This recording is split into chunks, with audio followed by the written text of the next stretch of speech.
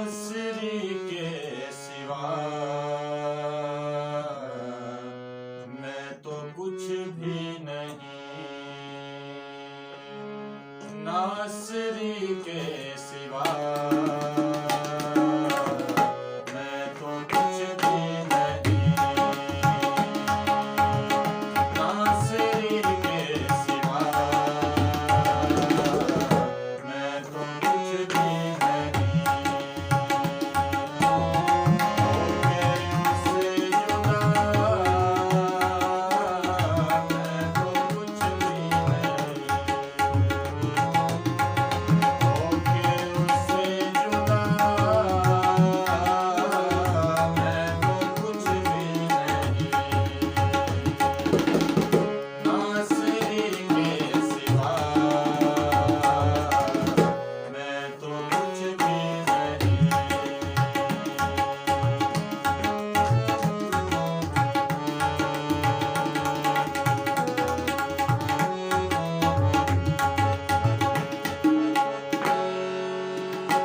उसकी राहों पे चलता रहूं, उम्र भर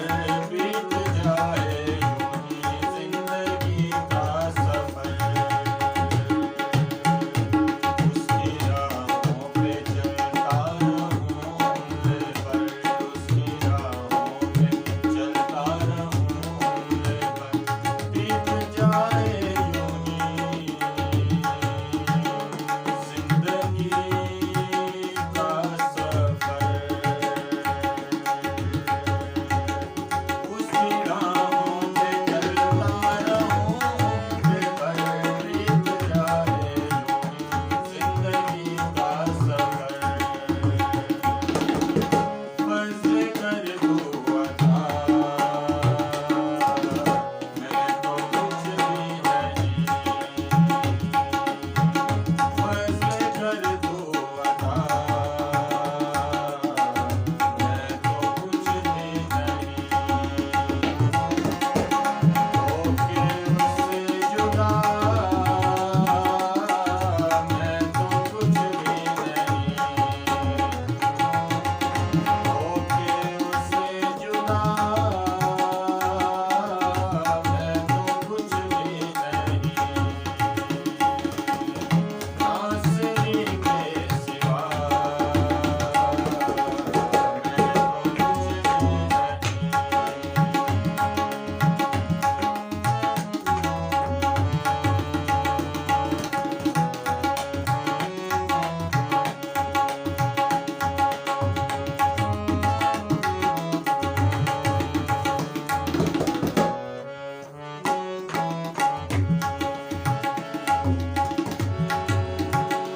खाक हूँ, खाक में लौटना है मुझे, ये बदन का वतन छोड़ना है मुझे, खाक हूँ, खाक में लौटना है मुझे, ये बदन का वतन छोड़ना है मुझे, वो ठिकाना मेरा मैं तो कुछ भी नहीं, वो ठिकाना मेरा मैं तो कुछ भी नहीं, होके उससे जुदा मैं तो कुछ भी नहीं, होके उससे जुदा मैं तो कुछ भी नहीं, नासरी के सिवा मैं तो कुछ भी नहीं। मसीह के जलाली और पवित्र बाबरकत कदूस नाम में आप सबों की सलामती हो। मैं पास्टर सरफराज एक मरतबा फिर से एक नए प्रोग्राम के साथ हाजिर हूं। इससे पहले कि मेरे अजीजों हम अपने प्रोग्राम का आगाज करें, आइएगा हम अपने सरों को झुकाते हैं।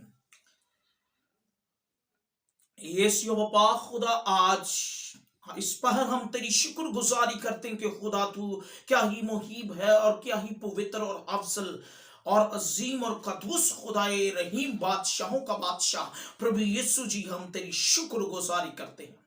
खुद बाप, इस बात के लिए मैं शुक्रगुजार हूं कि आज जितने लोग इस प्रोग्राम को ईमान से वॉच कर रहे हैं कि आज उनकी जिंदगियों तेरा जलाली हाथ बढ़े और तेरे लोग बरकत को रिसीव करें। आज वो शफा पाए और कसरत से पाए, और आज तेरे कलाम की कुदरत के वसीला से उनकी घरानों के अंदर से, उनकी जिंदगियों के अंदर से, उनकी तमाम तरह की प्रॉब्लम से जो है वो यीशु मसीह नासरी तेरे कलाम अक़दस के वसीला से जाती रहे। यीशु यहोवा पाक खुदा, मैं खास तौर पर खुदा कदूस मिन्नत करता हूं कि यहोवा पाक खुदा,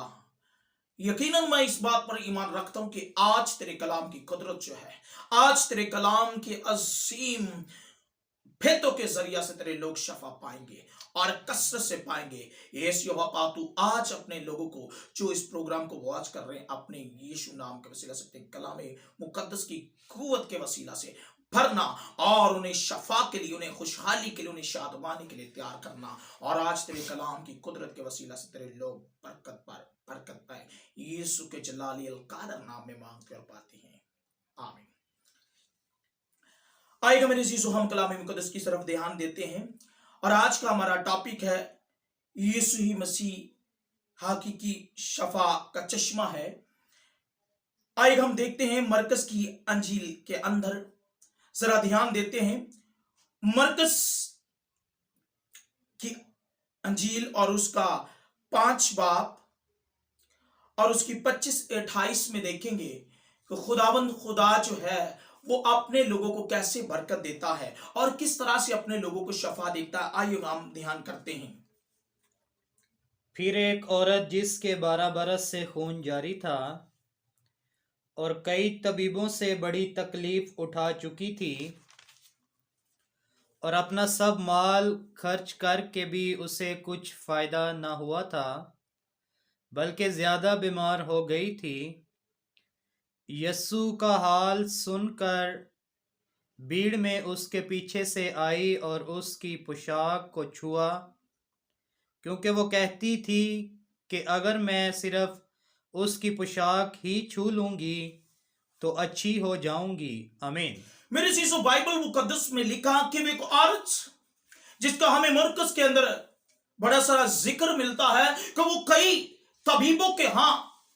जा चुकी थी, लेकिन वो किसी भी तबीब के जरिया से शफा ना पा सकी। लेकिन बाइबल मुकद्दस में लिखा है कि यीशु का हाल जब उसने सुना और उसके मन के अंदर ऐसा ख्याल आया कि मैं जब उसके पलड़े ही को छू लूंगी तो वो शफा पालूंगी। आइए हम जरा ध्यान करते हैं, आज भी हम कई मर्तबा बहुत सी तबीबों का सहारा लेते हैं, बहुत सी मर्तबा हम बहुत सी मेडिसिन का इस्तेमाल करते हैं, लेकिन लिखा है कि वो औरत जिसका 12 बरस से खून जारी था और उसने अपने सारे मालो सवाब को खर्च कर दिया, लेकिन उसके बदले में मेरे जीसो वो अच्छी ना हो सकी, लेकिन उसके मन के अंदर ख्याल आया। आज मेरे जीसो हमें ध्यान देना है कि यीशु ही सिर्फ शफा बख्शने वाला है। आसमान के तले और जमीन के ऊपर आदमियों को कोई दूसरा नाम नहीं बख्शा गया जिसके वसीला से हम निजात पाए, शफा पाए, मुखलसी पाए, शादमानी पाए। आमीन। लेकिन मेरे अजीजों, आज हमें इस बात पर गौर व फिक्र करने की जरूरत है, हमें ध्यान देने की जरूरत है कि वो औरत जो बड़ा सारा रुपया पैसा खर्च कर चुकी, लेकिन आखिर को उसे शफा ना मिली। आज भी हम कई मर्तबा अपना रुपये पैसा बहुत से डॉक्टरों से तबीबों के पास जाते हैं, लेकिन इस बात का बोझ नहीं रखते कि मेरा शफा बख्शने वाला यीशु अल मसीह है। और मैं बेशक जितना मर्जी रुपये पैसा तबीबों को दे दूं, लेकिन शफा जो है वो मेरे यीशु अल मसीह के वसीला से मुझे मिलने वाली है। लेकिन मैं आज मेरे जीजो आपको सिखाना चाहता हूं, यीशु एक ऐसा तबीब है जिसकी हम पोशाक को देखते कि उस औरत ने उस पोशाक को छुआ, ना तो कोई मेडिसिन लिया, ना उसकी तरफ निगाह की, बल्कि भीड़ में से चुपके से उसके पलड़े को छुआ और वो फौरन अच्छी हो गई। हम देखते हैं कि जब यीशु ने यह हाल जान लिया तो उसने कहा कि मुझे किसी ने छुआ है। और वहां पर एक बात मेरे अजीजों, हैरान कुनी की बात और एक अजीब बात जो है वो हमें सीखने को मिलती है, जो साया 29:17 में देखें, वहां पर हमें एक बात सीखने को मिलती है कि इसलिए मैं इन लोगों के साथ अजीब सलूक करूंगा जो हैरत अंगेज और ताजुब खेस होगा। उनके आकलों की आकल जायल हो जाएगी और उनके दनाव की दनाई जाती रहेगी। हमें ध्यान देना है कि वहां पर शागिर्द कहते हैं कि तुझे किसने छुआ है? ए रबी, यहां पर तो लोग तेरे ऊपर गिर रहे हैं और तू कहता है कि मुझे किसी ने छुआ है। यीशु ने धुराकर कहा कि मुझे किसी ने छुआ, मुझ में से खून निकली है, मुझे किसी ने ईमान से छुआ है। आज से मेरे अजीजों, जब हम ईमान को यीशु मसीह पर रखे हुए खुदा यीशु मसीह की तरफ निगाह करते हैं, उसकी ओर आते हैं, तो ही हम शफा पाते हैं। हम जरा उस औरत को देखें जिसने अपना बड़ा सारा रुपए पैसा बड़े तबीबों को दिया, लेकिन बदले में वो शफा ना हासिल कर सकी। लेकिन यहां पर हमें एक बात सीखने को मिलती है कि जब तक हम यीशु मसीह की तरफ मतवज्जा नहीं होते, जब तक हम उस पर ईमान नहीं लाते और जब तक हम उसके कवानीन के मुताबिक नहीं चलते, तब तक मेरे अजीजों हम शफा को हासिल नहीं कर सकते। आज लाजिम है कि हम उसके कवानीन पर गौर करें, उस अब्दी तबीब पर गौर करें जो मेरा और आपका निजात दहिंदा है, जो मुझे और आपको शफा बख्शने वाला है। और वो हमें सिखाता है उस औरत के बाबत जिसका इतने टाइम से खून जारी था। वो एक बड़ी बीमारी में कश्मकश में फंसी है, लेकिन क्या है कि सब कुछ कई मर्तबा मेरे अजीजों हमारे साथ भी ऐसा होता है कि हम बहुत से डॉक्टर्स के पास जाते हैं, बहुत से हॉस्पिटल्स में जाते हैं, लेकिन क्या है, कहीं शुगर है, कहीं कैंसर है, कहीं हार्ट की बीमारी है और कहीं तरह तरह की बीमारियां हमें नजर आती हैं जिनका उपाय हमें कहीं नजर नहीं आता, जिनका इलाज हमें नजर नहीं आता। लेकिन सब बीमारियों का इलाज करने वाला मेरा और आपका आका और मुनजी यीशु मसीह जो अब्दी तबीब है, उसकी तरफ हमें निगाह करने की जरूरत है। क्योंकि लिखा है कि उसने उसकी और निगाह की और मन में ठान लिया कि मैं उसकी पोशाक ही को छू लूंगी तो मैं शिफा पाऊंगी, यकीनन मैं अच्छी हो जाऊंगी। आज मेरे अजीजों, जरूरत है कि हम उसके कलाम मुकद्दस की ओर ध्यान दें, ताकि हम बहुत सी बीमारियों से, बहुत सी तंगियों से और बहुत सी मुश्किलात से आजाद हो सके और शफा पा सके, निजात पा सके, मुखलसी पा सके, शादमानी पा सके और सबसे बढ़कर हमेशा की जिंदगी पा सके। और ये मेरे अजीजों तब मुमकिन होगा जब हम खुदा यीशु मसीह के आइन पर ध्यान देंगे, जब हम उसकी मुख की अजीम बातों पर और फिक्र करेंगे। आइए एक और हवाला जात पर जरा गौर करते हैं जो हमें मरकस की अंजील और उसका बाब नंबर 10 और उसकी 46-48 में देखेंगे कि कलाम मुकद्दस में यूं कुछ मरक्यूम है। और वो यरू में आए, और जब वो और उसके शागिर्द और एक बड़ी भीड़ यरू से निकलती थी, तो तमाई का बेटा बरतमाई अंधा फकीर राह के किनारे बैठा हुआ था। और ये सुनकर यीशु नासरी है चला चला कर कहने लगा, ए इब्ने दाऊद, ए यीशु मुझ पर रहम कर। और बहुतों ने उससे डांटा कि चुप रह, मगर वो और भी ज्यादा चिल्लाया कि ए इब्ने दाऊद मुझ पर रहम कर। यीशु ने खड़े होकर कहा, उसे बुलाओ। आमीन। मेरे चीजों, बाइबल मुकद्दस में लिखा है कि जब वो यरू में आए और वहां पर बहुत बड़ी भीड़ उनके चारों ओर जमा हो गई, लेकिन जब वो जा रहे थे तो वहां पर हमें एक बात सीखने को मिलती कि तमाई का बेटा बर्तनमाई एक अंधा फकीर जो जन्म से अंधा था, लेकिन बाइबल मुकद्दस में हमें यह बात सीखने को मिलती है कि मेरे अजीजों, यकीनन वो कितना सालों साल अपनी उम्र गुजार चुका, लेकिन वो बिनाई हासिल ना करता था। लेकिन बाइबल मुकद्दस में लिखा है कि जब वो यीशु मसीह का हाल सुने हुए तो जोर जोर से चलाने लगा और कहने लगा, ए यीशु इब्ने दाऊद, मुझ पर रहम कर। आज हमें जरूरत है कि जब हम बहुत सी बीमारियों से थक जाते हैं, बहुत से रोगों से थक जाते हैं, जब हमें कोई हल नजर नहीं आता, जब हम इस बात की उम्मीद छोड़ देते हैं कि अब हमारा भाई बचने का नहीं, अब हमारा अजीज बचने का नहीं, शायद मैं बच नहीं सकता, तो लाजिम है कि हम जरा बाइबल मुकद्दस पर ध्यान दें, उसके कलाम मुकद्दस पर जरा ध्यान दें कि यहां पर हमें एक उस औरत की मिसाल मिलती है जिसका 12 बरस से खून जारी है, ऐसी बड़ी बीमारी का रोग जिसका इलाज किसी तबीब के पास नहीं नजर आता। फिर